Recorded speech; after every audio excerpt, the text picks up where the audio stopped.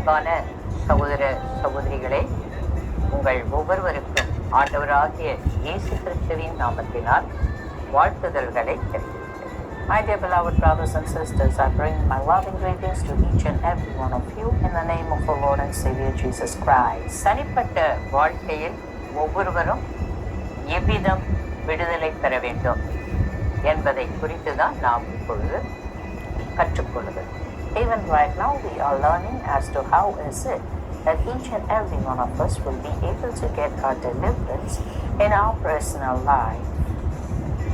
ஒருவேளை நீங்கள் திருச்சபைக்கு போக முடியாமல் பலவிதங்களிலும் பாதிக்கப்பட்ட நிலையில் இருப்பீர்களே, ஆனால் நீங்கள் இருக்கிற இடங்களிலேயே in one way or the other, we are teaching you this in order for you to get your deliverance in the place that you are in.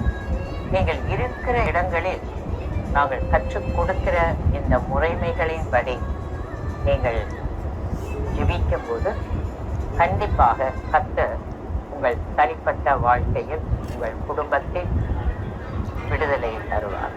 In the place that you are in, when you are going to follow the steps that we are giving you in order for it to be a guidance for you, in order for you to get your personal deliverance, for sure the Lord God will help you in getting your deliverance. விடுதலை பெறுவதற்கு ஆரம்பமாக எப்பொழுதும் நாம் துதி ஆராதனை செய்யணும். Always it needs to be our habit in order for us to praise and worship as the beginning for us to receive our deliverance. ஒருவேளை எங்களுக்கு இப்படி ஆராதனையெல்லாம் செய்து பழக்கம் இல்லை, பாடல்களே எங்களுக்கு தெரியாது என்று சொல்வீர்களே, ஆனால் இப்பொழுது நாங்கள் பாடுகிற வரிகளை எங்களோடு சேர்ந்து பாடி நீங்களும் ஆராதனை செய்ய பழகிக்கொள்ளும். Maybe if you are going to say that I'm not used to doing praise and worship, I do not know as to how is it that I'm going to sing. You can practice the songs that we are going to sing even right now, and you can use it as a praise and worship.